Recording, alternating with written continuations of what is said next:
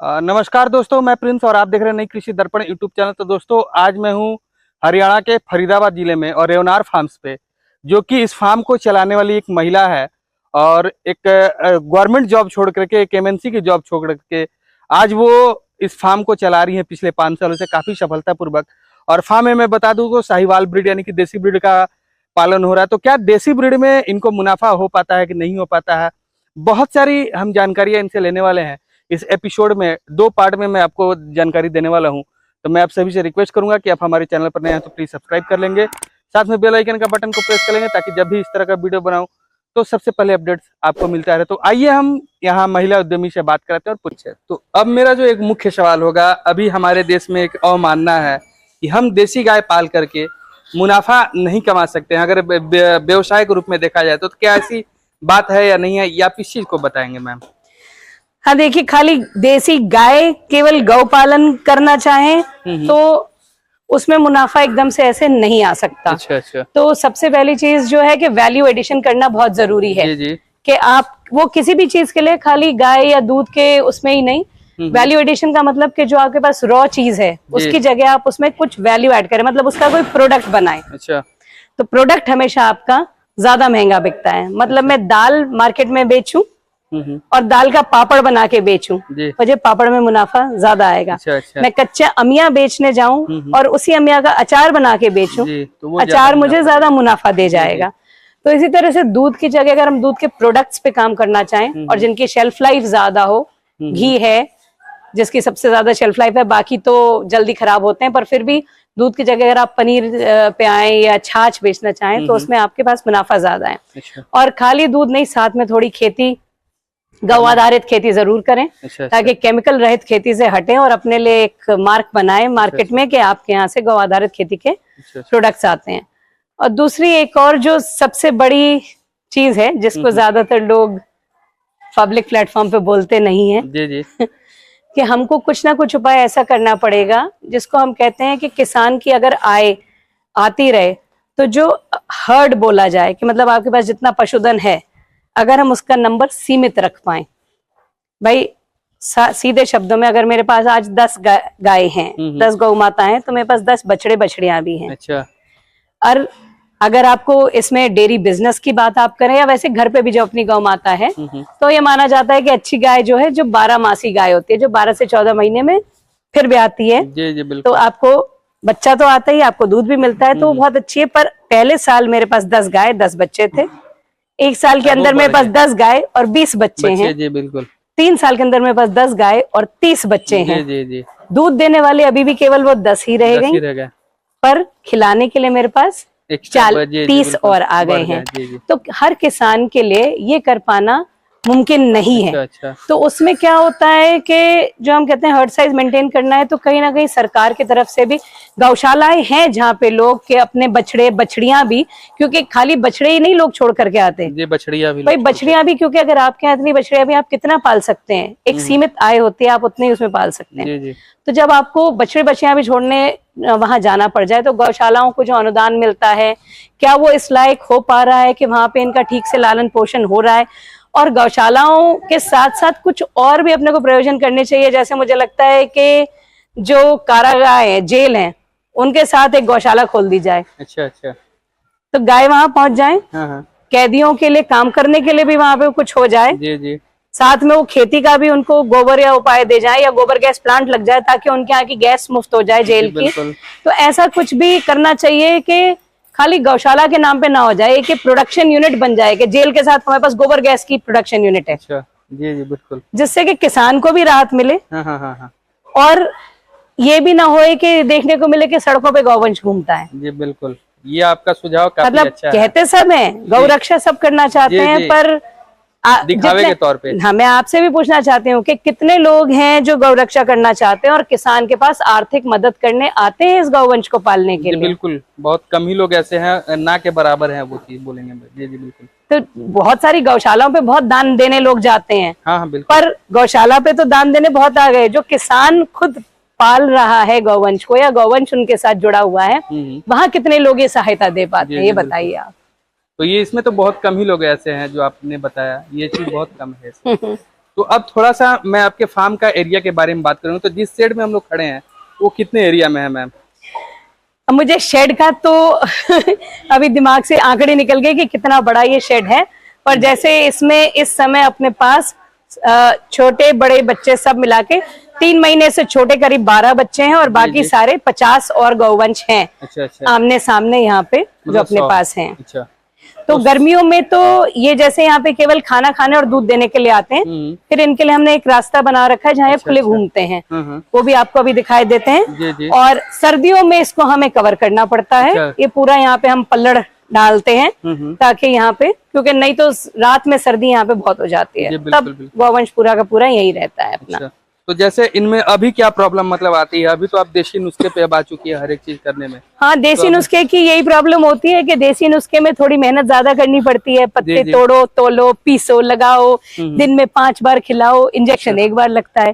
तो सबसे बड़ी प्रॉब्लम आती है लोगों को जो काम कर रहे हैं बनाना के ये करना है, क्योंकि वो जो देख कर के आए होते हैं दूसरे फार्म पे, बस इंजेक्शन लगाया ठीक हो गई, पता नहीं मैडम क्या करवा रही है यहाँ पे, यूं करते रहते हैं। तो वो चीज प्रॉब्लम आती है, लोगों को समझा पाना, मनाना कि भाई ऐसा ये करना है। और दूसरा चीचड़ी की तो प्रॉब्लम है ही, क्योंकि जितने भी ये साबुन, डेल्टामेथ्रिन, साइपरमेथ्रिन, ये जो मार्केट में ऐसी दवाइयां उपलब्ध हैं, इनका इतना रेजिस्टेंस डेवलप हो चुका है कि अब इनका चीचड़ियों पे असर होना ही बंद हो गया है।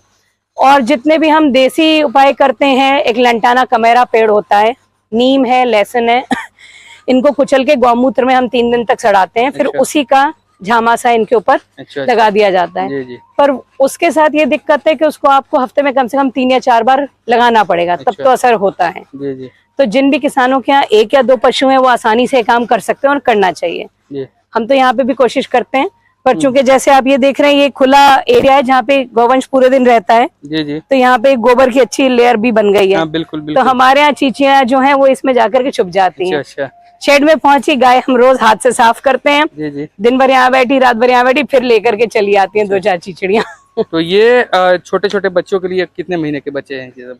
इसमें तो हर तरीके के बच्चे हैं जो 3 महीने से ऊपर के हैं, पर अभी भी गाय के दूध पर ही हैं। अच्छा, तो जैसे इनका फीडिंग मतलब कुछ लग गया है हमारे इस बच्चे के जी।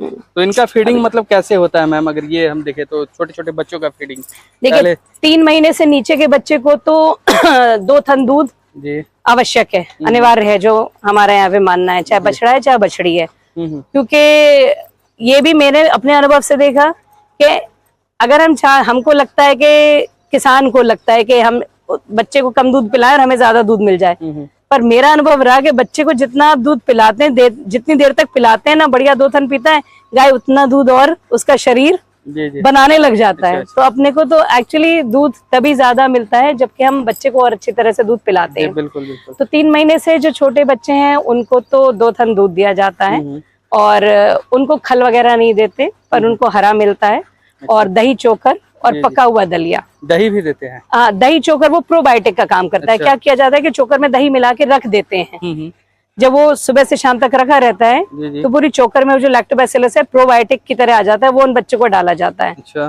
तो उनका पेट जो है ठीक रहता है। 3 महीने से ऊपर का होते होते बच्चे के जो पेट के 4 खाने हैं वो पूरे डेवलप हो जाते हैं, मतलब वो फिर खल अच्छी तरह से हरा सब पचाने योग्य हो जाता है। तो फिर दूध उसको मिलेगा, पर साथ साथ में धीरे धीरे वो माँ के आगे ही मुंह मारने लगता है।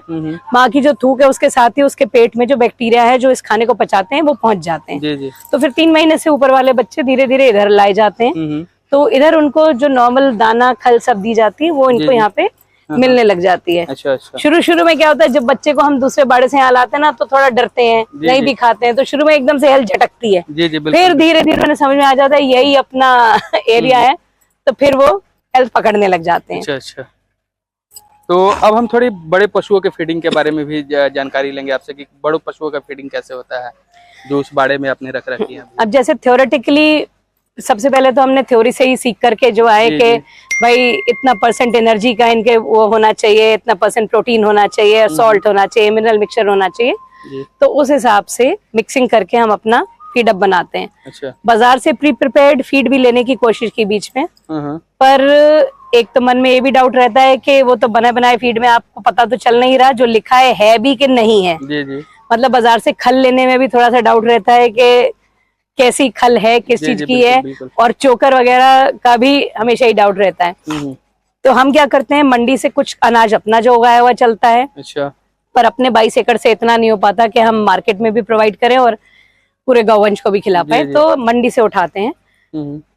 गेहूं और मक्का, ये 2 अनाज हमेशा रहेगा हमारी प्रिपरेशन में। अच्छा। तीसरा जो दाना है वो जो मौसम का होगा, जैसे आजकल जौ डल रहा है, सर्दी में आते आते अपने पास बाजरा डलने लग जाता है उसमें, तो गेहूं मक्का जौ, गेहूं मक्का बाजरा ये चलेगा। प्रोटीन के लिए हम चनी लेकर के आते हैं। जी। वैसे चना छिलका का प्रचलन है, पर अगर कभी हमें मूंग की वो मिल जाए चूरी, या छोटी चनी ले आते हैं हम, पूरी चना ही, छिलका अलग से नहीं लेते, चनी ही लेते हैं, तो वो इसमें मिलाया जाता है। खल के लिए जो अपनी सरसों हम उगाते हैं ऑर्गेनिक वाली पूरी, तेल हमारा मार्केट में सेल हो जाता है। खल हम गाय के लिए यहाँ पे इस्तेमाल कर लेते हैं। अच्छा। तो वो खल इसमें मिलाई जाती है, नमक मिलाया जाता है, और इस सबको अपने यहाँ पे चक्की आ जाती है। हमारी तो छोटी चक्की जो आटा पीसने वाली है, पर अपने यहाँ ट्रैक्टर पे लदी हुई चक्की गांव में घूमती है। अच्छा। तो वो हम 15-15 दिन का दाना ऐसे बनाते हैं, तो वो आकर के एक बार में पूरा पिसवा के तौल के हम कट्टों में भर के रख लेते हैं, फिर अगले 15 दिन का, फिर 15 दिन बाद बना लेते हैं। तो अब प्रोडक्शन के बारे में आएंगे, तो कितनी पशु जो है आपकी मिल्किंग में है और कितना प्रोडक्शन हो जाता है दूध का? से अभी जैसे अपने पास है करीब टोटल 45 अडल्ट्स हैं जी। तो नॉर्मल ये रहता है कि 50% से 60% हर्ड अपना मिल्किंग में रहना चाहिए। तो अपने पास एक बार में ऐसा रहता है कि कहीं भी 24 से 27 गाय मिल्किंग में रहती हैं। अच्छा। तो उसमें कुछ ऐसी भी हैं जो कि अभी 7वीं 8वीं ब्यात पे आ गई हैं। जी। कुछ ऐसी है जो दूसरी ब्यात पे है। जी। और पहलौन वाली अब मेरे पास 7-8 बच्चियां आने वाली हैं जो पहलौन की ब्याएंगी। जी। तो एवरेज लिया जाए, और कुछ उसमें हरियाणी है, मतलब जो ड्यूअल पर्पस वाली है कि जो दूध भी देती है पर कम दूध देती है। तो एवरेज लेते हैं तो अपना एवरेज तो कहीं जाकर के ऐसे ही आता है कि 4 लीटर प्रति पशु का मान के चलो आप, इसके ऊपर नहीं जाता। अच्छा। पर अपने यहाँ प्राइज विनिंग 2 गाय ऐसी भी हैं साहिवाल, जिसमें से एक ने 21 लीटर और एक ने 19 साढ़े 19 लीटर तक का भी दूध अपनी पीक पे दिया है। और अब जो पहलौन वाली आ रही हैं जो हमारे यहाँ से ही शुरू से पली बड़ी हैं, जब ये आएंगी दूध में तब पता चलेगा कि हमने अच्छा कार्य किया है कि नहीं। तो दूध का प्रोडक्शन कितना हो जाता है मैम? दूध का आजकल अपने यहाँ है करीब 125 लीटर। अच्छा। तो उसका क्या क्या प्रोडक्ट बन जाता है? जैसे पनीर हो गया, कुछ तो बॉटल में दूध भी सेल होता है। अपने रेगुलर कस्टमर है, घरों पे डिलीवर करते हैं हम, तो कांच की बोतल में जाता है, जो अगले दिन वो जाता है मैम, वो जो बाइक से लेकर के जाते हैं लड़के, और अगले दिन वो खाली बोतल वापस कर देते हैं। वो धुल के स्टेरिलाइज होके धूप लग के फिर से इस्तेमाल होती है। तो किस रेट से जाता है वो? किस रेट से जाता है पूछ रहे हैं? देखिए अलग है, जैसे 125 का, क्योंकि जहाँ पे मैं बैठी हुई हूँ इस साल तो हमने भूसे का भी रेट, मतलब गेहूं भी कई बार इतना महंगे रेट पे हमको लेना पड़ जाता है जी कि अभी तो प्रोडक्शन कॉस्ट ही कहीं जाके कई बार 100 लीटर पे टच करती है अपनी। अच्छा। फिर अपने डिलीवरी कॉस्ट, लेबर चार्ज, ये सब लगा के तो भी इतना इसमें बचा नहीं पाते इस रेट पे भी। तो जो अपनी जो खेती की प्रोड्यूस है वो इसको सपोर्ट करती है। सपोर्ट करती है कि हमारा आटा सेल होता है, हमारे यहाँ से कोल्ड प्रेस सरसों का तेल सेल होता है, घी जाता है, पनीर जाता है, दालें सेल हो जाती हैं।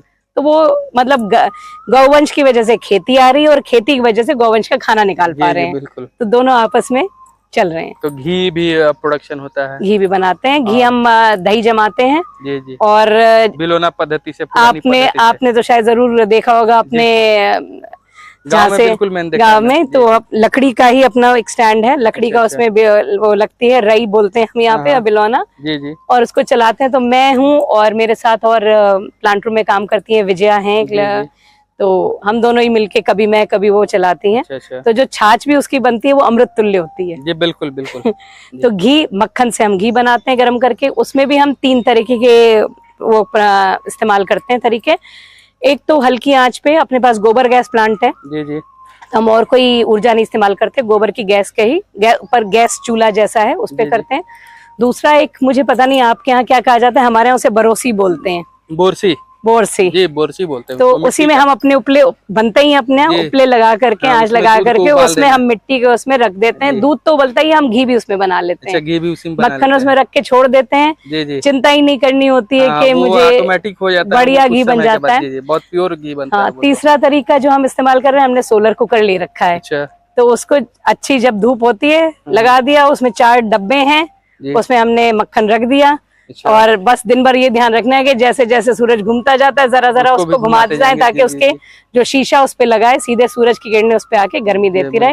वो भी एक इतनी बढ़िया चीज है कि उसमें ना चम्मच चलाने की चिंता, ना जलेगा ना बाहर निकलेगा। अच्छा। आपने सुबह 10 बजे यहाँ लगा के छोड़ दिया, 4 बजे आइए और बना बनाया घी निकाल के छान लीजिए। अच्छा, तो कुल मिलाकर के अगर देखें तो ये आपका काम मतलब बहुत अच्छा है और आप इसमें रम चुकी हैं। बिल्कुल। अभी तो आगे महिलाओं के लिए आप क्या संदेश देना चाहेंगी जो करना चाहती है, नहीं करना चाहती हैं, सभी के लिए आप क्या संदेश देना चाहेंगे? देखिए, ऑर्गेनाइज डेयरी फार्म चलाना बहुत आसान नहीं है जी। तो इसके लिए तो कुछ पूंजी भी चाहिए और बाकी परिवार का बहुत सपोर्ट भी चाहिए जी। कि कई बार ऐसा भी हो जाता है कि पूंजी में जो मेरी आय है जो यहाँ से आ रही है नहीं आ पाया हाथ में, पर यहाँ तो जीव है, हमें तो इनको खाना रोज खिलाना है तो वो चाहिए होता है, तो उस टाइम परिवार बहुत सहायता देता है। फिजिकल वर्क भी बहुत करना पड़ता है जी। पर फिजिकल वर्क अपने देश में महिलाएं ही मेरे हिसाब से आदमियों से ज्यादा करती हैं। बिल्कुल बिल्कुल। माने या ना माने।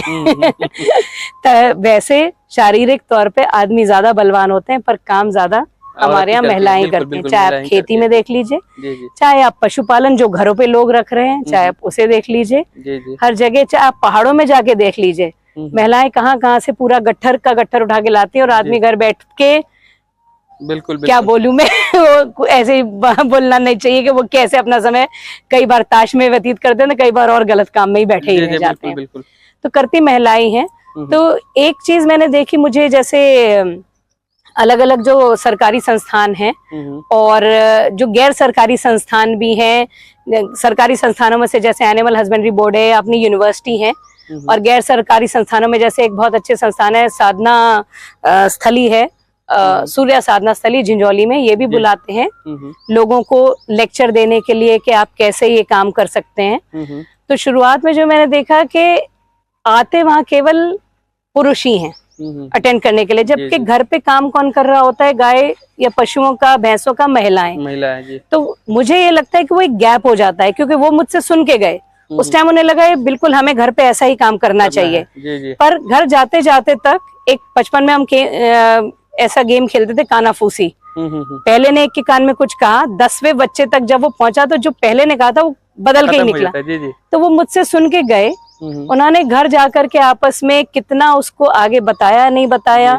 शायद अपने बेटे को बताया, बेटे ने फिर अपनी पत्नी को जब तक बताया वो कितना हुआ। तो धरातल पे जब वो गाय या पशु का काम करने महिला बैठी तो वो चीज करी ही नहीं जो कि हमें करनी चाहिए या जो सिखाया गया था, जो सही है।